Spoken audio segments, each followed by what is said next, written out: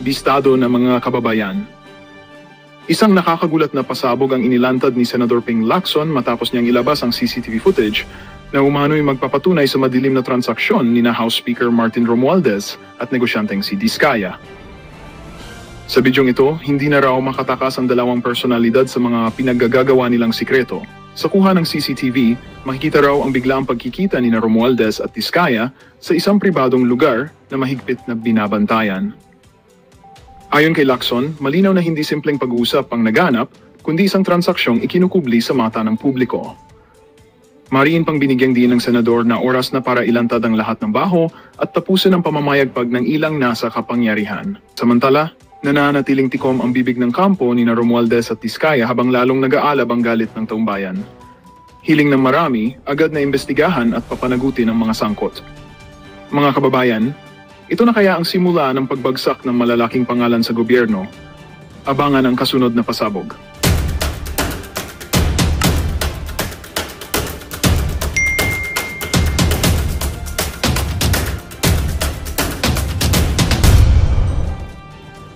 Hindi nyo ba alam? Nagmamarunong. Meron silang ganyan laging eksena sa buhay nila. Yung nagmamarunong. Ano po naging sadya niyo sa office niya? Meron po kasing problem yung terrace ni Senator Erwin na binabaha po siya, lalo po pag umuulan. So, ako po yung na-refer na contractor nung staff niya na kung pwede po tingnan namin gawa ng solusyon and mag-suggest po kami sa kanya. Yes, Mr. Chair. Oh, tingnan mo, nasira na lahat si Jinggoy at saka si Villanueva, yung pala si Erwin Tulfo ang pinuntahan. Gago! Alam nyo kung bakit? Sabi ko nga sa inyo, nagma cum laude yan eh. Nagmagaling siya eh. May bumulong sa kanya na may CCTV. Inassume niya na kaagad, konektado yun sa revelasyon doon sa kamera. Inassume niya kaagad.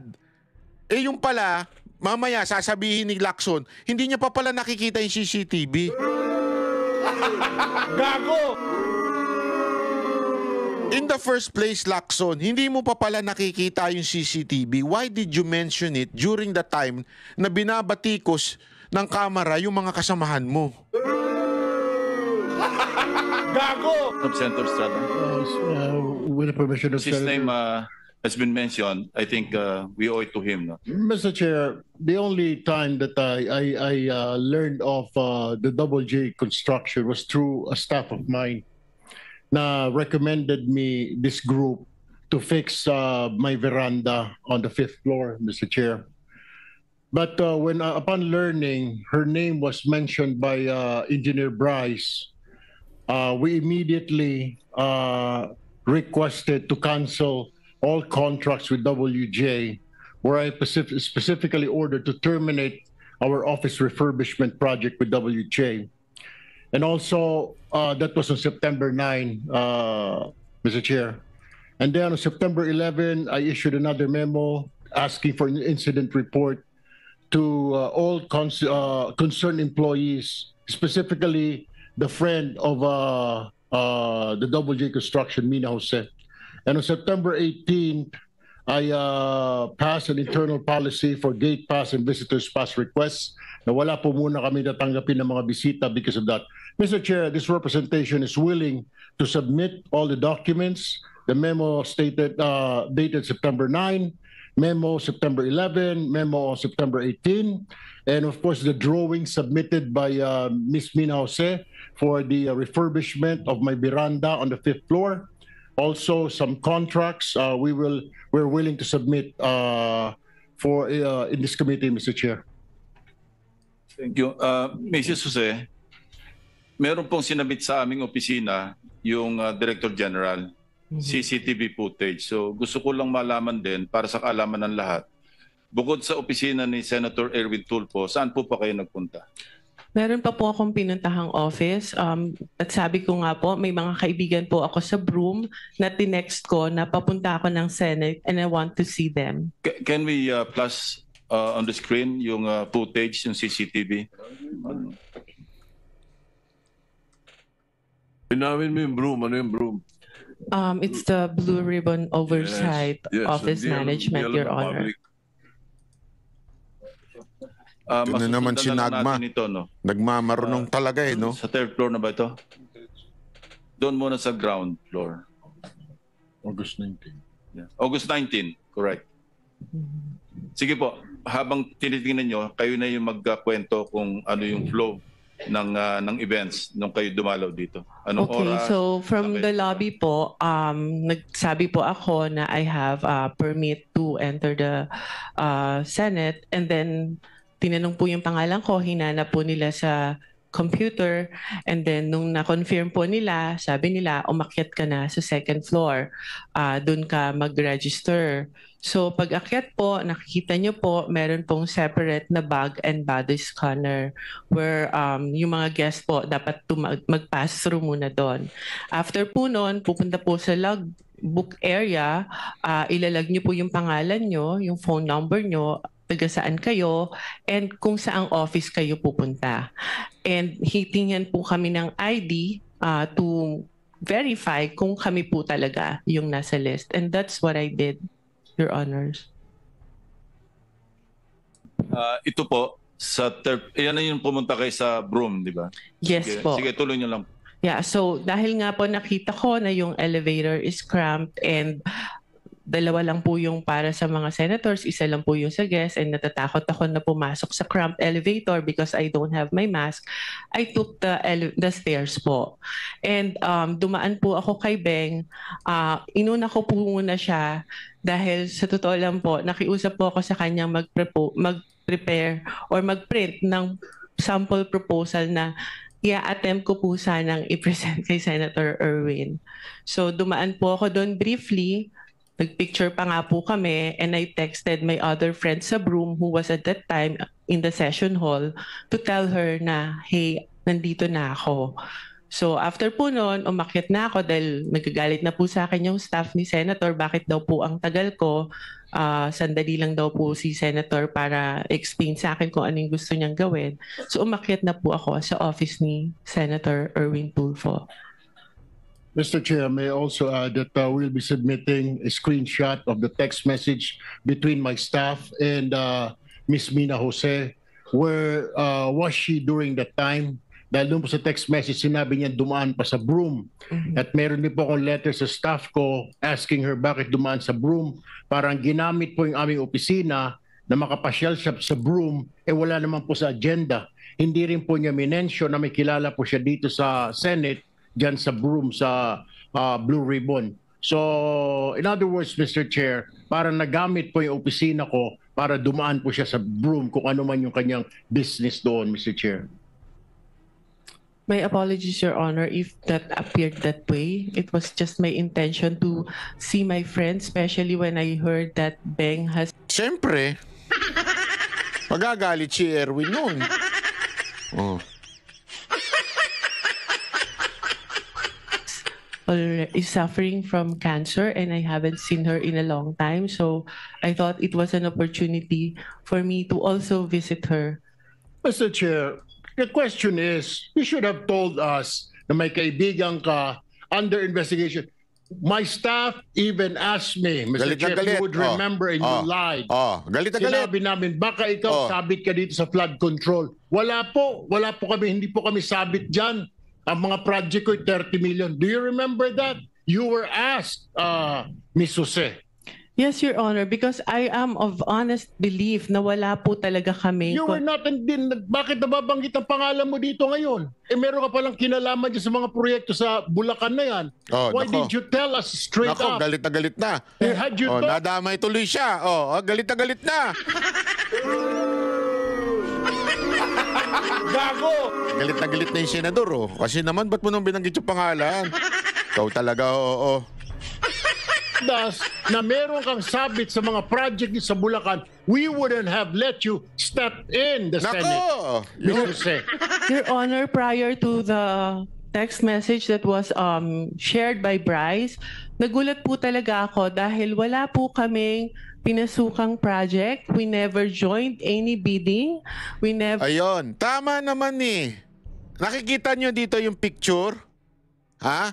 Sinasabi ni Erwin, kasangkot ka pala Kasi tinanong daw muna. Kasi, tandaan ninyo At bago lang yan, nangyari yung CCTV na yan kasi kakaupo lang senador ni Erwin eh.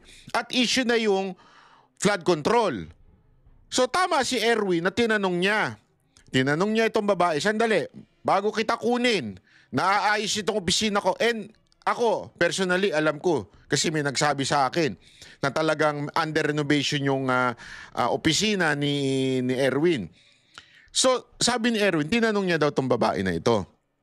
Shh, meron ka bang ganito? Ang sagot ni babae, wala. Malinis ang record ko. Tanungin kita, kung may utak ka, ha? Kung may utak ka, kung ikaw alam mo sabit ka, kung alam mo may problema ka, pupunta ka pa ba sa Senado para ipipresenta mo yung sarili mong gumawa ng proyekto dyan? Di ba hindi? Kasi common sense. Alam mo nang may sabit ka, alam mo nang meron kang problema, alam mong may ginawa kang katarantaduhan, ang pinakagagawin mo, pupunta ka ng Amerika at magde-declare ka na may sakit. Tama, mali? Iiwas ka na. Hindi ka pupunta sa Senado para humarap. So tama rin yung sagot ni babae. Na sinasabi niya, sandali, wala talaga akong alam. Kaya nga nagulat ako nung sinabi ni Bryce Hernandez na kasangkot pala ako. Alam mo, itong si Bryce Hernandez, papatunayan natin na sobrang sinungaling talaga. Sobra-sobra sagad sa buto ang kasinungalingan nitong animal na to. Sobra. O, ituloy natin to. Mr. Submitted Chair, any documents? hindi nga po Mr. Chair, sinasabi para lumalabas na isa ka sa conduit, isa ka sa mga sabit na nagdala ng pera, something to that effect. Hindi ko naman sinasabi na kasama ka sa proyekto, pero sabit ka sa problema sa flood control. You should have told us. You should have informed my staff na pumunta ka rito. Galit na galit to. Gustong manakit to. Andali. Ikaw naman kita mo na nga pinagsinungalingan yung ali. Ididiin mo pa sinungaling na nga si Bryce Una ako, how hard is that to say? Pakisabi kay Senator, dadaanan ko muna yung kaibigan ko sa Broome na may sakit na cancer. Why didn't you do that, Ms. Jose, Mr. Chair? Your Honor, I don't think Senator Erwin is privy to the conversation with the staff Yes, to whom I have mentioned before. Senator this- Erwin, please no. I think si Bryce was the one who made that assertion, Yes, Your Honor. implying Tinan mo. Pati si Lacson, alam niya si Bryce ang may kay katarantaduhan Ito naman si Erwin, porkit nabanggit lang yung pangalan mo, pikon na pikong ka na. Hindi ka naman tinuturo. Ang linaw naman na sinabi ni Ateng. Masyado ka namang naging defensive. Huwag masyadong defensive. Hindi porket close ka kay Martin Romualdez, kailangan mo maging defensive. Ayan, nasabi ko sa'yo, huwag ka nagdidikit dun Dikit ka ng dikit dun Ayan tuloy kung ano napabibintangan sa'yo. that WJ/Beng Ramos magdadala ng obligation. Can you clarify that? Ano yung obligation na sinasabi mo? Yun po yung yung sa proponent po nung project na ibinigay po ni Boss Henry sa kanya. At yung regarding naman po dun sa pagdadala ng obligasyon, meron po akong follow-up na magpapatunay na What exactly did you mean when you said nung ka sa house, yung obligasyon? Ano yung obligation na yon? Pera? pera po. Para kanino? Lagay? Ano yung context ng obligation? Pera po siya para sa proponent. Ano yung sabihin? Lagay para sa proponent? Yung advance po. Opo. Advance para yung sa parang proponent? bayad po para dahil nakuha niya yung project na yun. Mrs. Jose? Your Honor, I don't know what he was talking about because the context of that message is about giving him documents for a supposed po dahil hindi natuloy na joint venture. If I may, Your Honor, in my affidavit. Wait for a while. And pag sinabi mong proponent, you were directly linking Senator Jinggoy, hindi ba? As the proponent. Ay, hindi Kasi po. minention mo yung Beng Ramos na sinabi mo, staff siya ni Senator Jinggoy. Yes. So that was the implication. Pag sinabi mong magpapadala o ipapadala yung obligation, So, alinaw niya, no? 'Di ba? Dito sabi ko nga, napakasinungaling nito ni Bryce. In-implicate niya kagad na hindi niya sinabing direkta. Kasi gusto niyang makalusot doon sa yung palusutan ng mga may kabit. Alam mo yun? Oh, wala naman ako sinabi.